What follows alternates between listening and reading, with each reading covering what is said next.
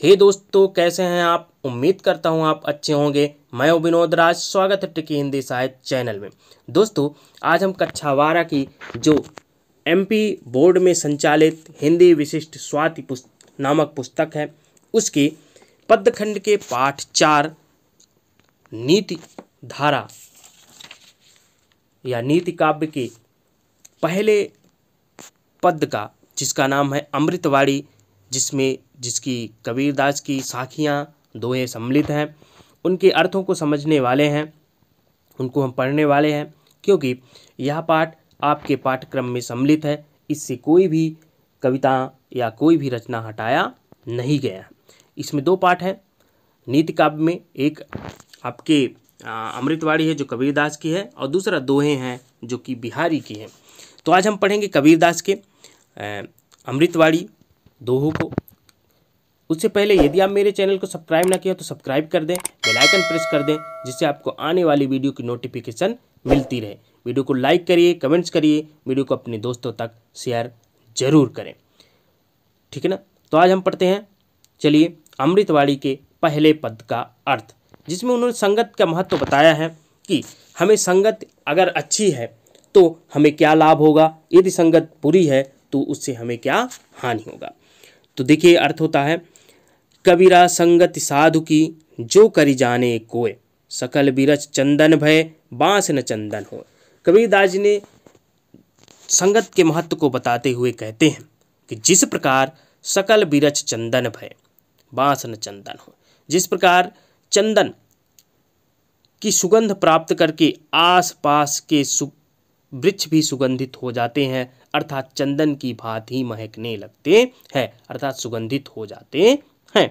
लेकिन बांस न चंदन हो, लेकिन बांस अपने स्वभाव के कारण उसकी सुगंधता ग्रहण नहीं कर पाता है, अर्थात सूखा बांस ही रह जाता है। उसी प्रकार कबीरदास जी कहते हैं कि जो व्यक्ति साधुओं का, सज्जन व्यक्ति का साथ करेगा, वह उसके ही समान हो जाएगा, अर्थात उनके ही गुणों को ग्रहण कर लेगा, ठीक है ना। और दूसरा कहते हैं, कबीर कुसंग ना कीजिए पाथर जलना तिराय, कदली सीप भुजंग मुख एक बूंद तिर भाई। कबीरदास जी कहते हैं कि कुसंग यानी कि बुरे लोगों का साथ उस पत्थर के भांति है जो डल में क्या होता है, जल में डूब जाता है, अर्थात जल में तैरता नहीं है। अर्थात जो व्यक्ति कुसंग व्यक्ति का साथ करेगा वह उसी पत्थर की भांति डूब जाएगा, अर्थात उसका नष्ट होना निश्चित है। एक उदाहरण देते हुए उन्होंने कहा है, स्वाति कदली सीप भुजंग मुख एक बूंद तिर भाई।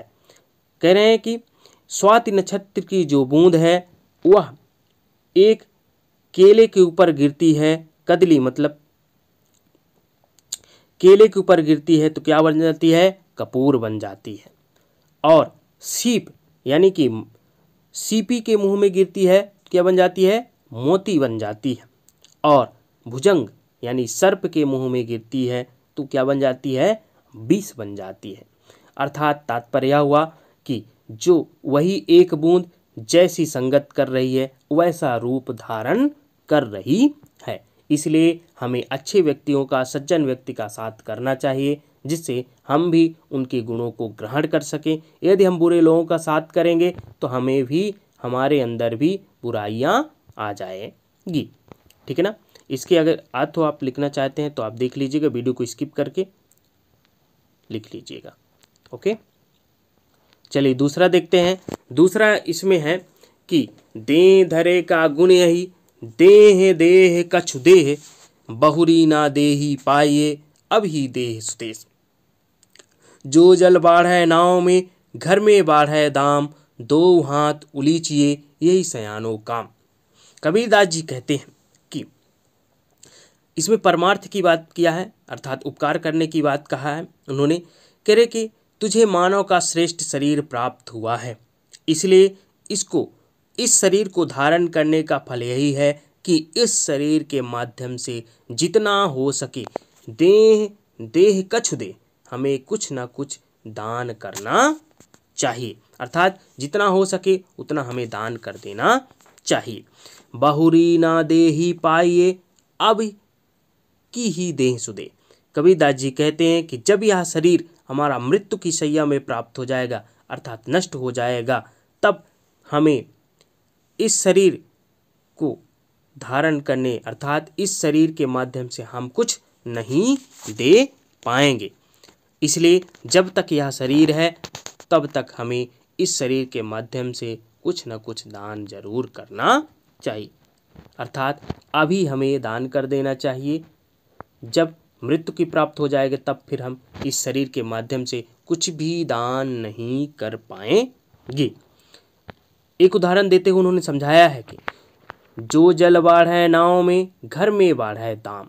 कह रहे हैं कि यदि घर में धन अधिक बढ़ गया तो मनुष्य को उसे दान कर देना चाहिए, सत्कर्म में लगा देना चाहिए।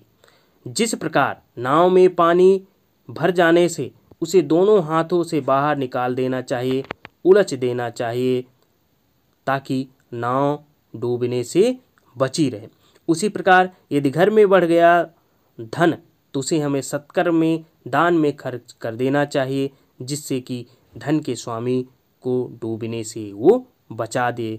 यही अच्छे व्यक्तियों का, एक धनवान व्यक्ति का सोच होती है, उनका यही कार्य होना चाहिए। ठीक है ना। इसकी आप व्याख्या देख लीजिएगा। इसमें पुनरुक्ति प्रकाश है। पुनरुक्ति प्रकाश हम कई बार बता चुके हैं कि पुनरुक्ति प्रकाश कहाँ होता है, तो आप इसको बताइएगा पुनरुक्ति प्रकाश प्रस्तुत दोहे में कहाँ पर है। ओके, और पुनरुक्ति प्रकाश की क्या परिभाषा होती है। चलिए अगला देखिए, विचार। माटी कहे कुम्हार से क्या तू रौंदे मोह, एक दिन ऐसा होएगा मैं रौंदूंगी तोह।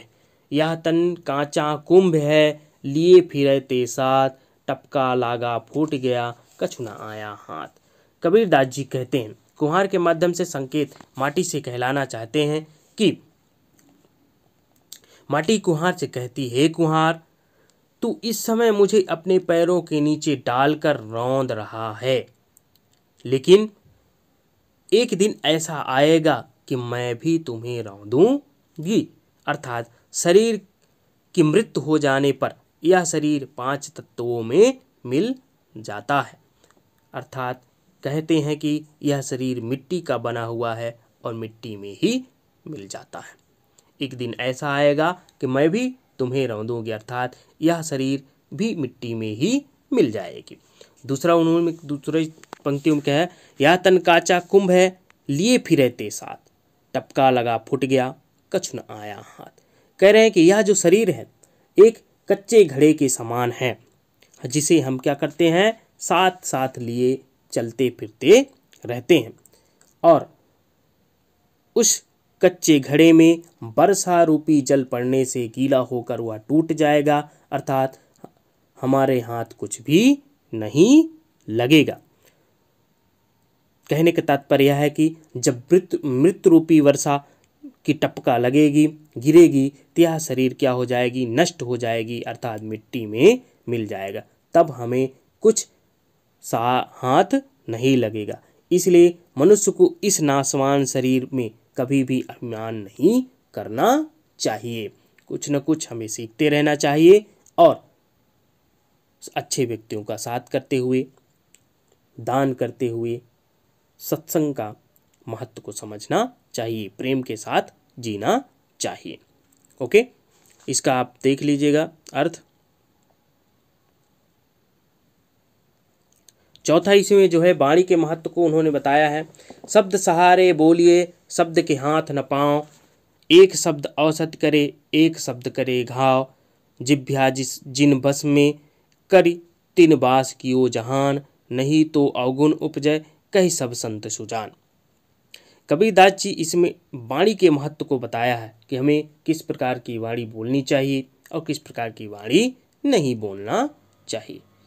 तो उन्होंने कहा है शब्द के सहारे बोलिए, शब्द के हाथ न पाँव, यानी कि शब्द को बड़ी संभालता से, बड़ी सावधानी से बोलना चाहिए, क्योंकि शब्द के हाथ पांव नहीं होते हैं। एक शब्द औसत करे, एक शब्द करे घाव। कबीरदास जी कहते हैं कि एक शब्द क्या होता है, औषधि का कार्य करता है, अर्थात जो मीठी वाणी होती है, जिस शब्द में मधुरता होता है, वही शब्द क्या हो जाता है, औषध का कार्य कर जाता है।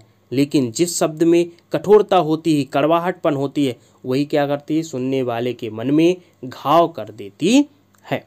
इसीलिए हमें मधुरता के साथ बोलना चाहिए। जिभ्या जिन बस में कर तिन की बास की वो जहान। कह रहे हैं कि जो व्यक्ति अपने जीभ को, वाणी को बस में कर लिया है, वह इस संसार को भी बस में कर लेगा। नहीं तो अवगुण उपजय कई संत सुजान, सब संत सुजान। अर्थात जो व्यक्ति अपने मन वाणी को जीभ को अपने बस में नहीं कर पाया है, उसमें अनेक बुराइयां उपज जाती है।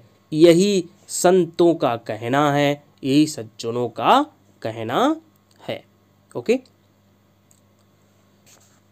इसकी आप व्याख्या देख लीजिएगा।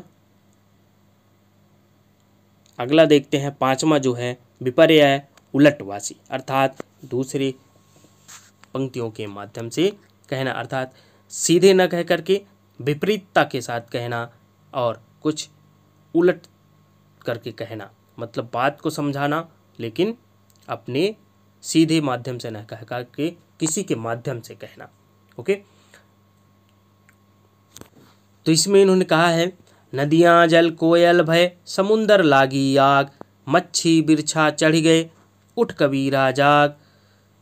तिल समान तो गाय है, बछड़ा 9 हाथ, मटकी भर भर दुही लिया, पूंछ 18 हाथ। कबीरदास जी उल्टी बात करते हुए कहते हैं, बताते हैं कि हृदय रूपी नदी सूख गई है। नदियाँ जल कोयल भय, कोयल मतलब सूखना, ठीक है ना, यहाँ सूखने का तात्पर्य है यहाँ से। फिर समुंदर लागी आग, ज्ञान रूपी समुद्र में विषय मोह माया की आग लग गई है। मछली तिरछा चढ़ गए, और मछली रूपी आत्मा किसमें, बिरछा चढ़ गए, अर्थात वृक्ष में चढ़ गई है, अर्थात इस शरीर से निकल गई है। अब हे कबीर उठ तो, अब तो जाग, अब उठ जा, अब जागृत हो जा। तिल समान तो गाय है, बछड़ा 9 हाथ, संसार में माया रूपी गाय बड़ी सूक्ष्म है। कबीरदास जी कहते हैं कि संसार में यह माया रूपी गाय जो है बड़ी सूक्ष्म है। बछड़ा 9 हाथ, और उसकी उत्पत्ति जो बछड़ा है बहुत विशाल है, ठीक है ना, जिसके 9 हाथ हैं। मटकी भर भर दुही लिया, पूंछ 18 हाथ, और इस माया रूपी गाय में मटकी भर भर कर दूध दुही लिया है, यानी अपनी सभी इच्छाओं की पूर्ति कर लिया है। उसका फिर क्या कह रहा है, पूंछ 18 हाथ, और उसकी कामना रूपी पूंछ 18 हाथ है, बहुत लंबी है। तात्पर्य यह है कि यह जो माया जो है, यह संसार की माया रूपी नगरी है, वह बड़ी सूक्ष्म है, लेकिन उसका संसार विशाल है। यानी जो ये माया रूपी है, जो लोगों की मायावी जीवन है, वह बड़ी छोटी है, लेकिन यह संसार जो है बहुत बड़ा विशाल है, जो असत्य होते हुए भी सत्य का भान कराता है। ये जो माया रूपी है, जो ये विशाल है, तो क्या है, माया जो रूपी नगरी है वह असत्य है, फिर भी सत्य का भान कराता है और हमारी अनेक सांसारिक इच्छाओं की पूर्ति करता है। यह संसार हमारे अनेक सांसारिक इच्छाओं की पूर्ति करा देता है, ठीक है, जहाँ पर माया का स्थान नहीं है, अर्थात दिखावे का स्थान ज़्यादा नहीं है। सत्यता के असत्य पर ही सत्यता की विजय है, ठीक है ना।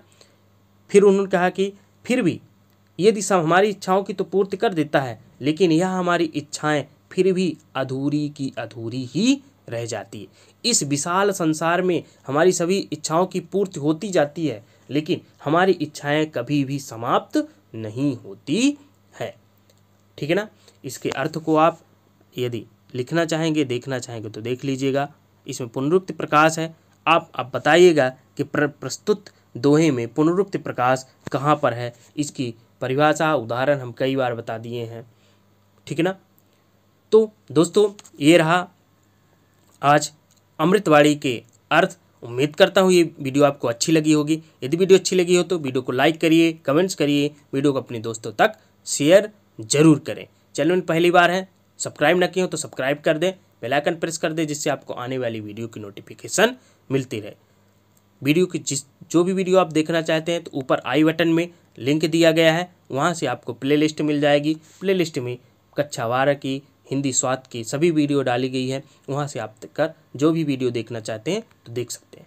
तो दोस्तों मिलते हैं नेक्स्ट वीडियो में, तब तक अपना ख्याल रखिए, स्वस्थ रहिए, धन्यवाद।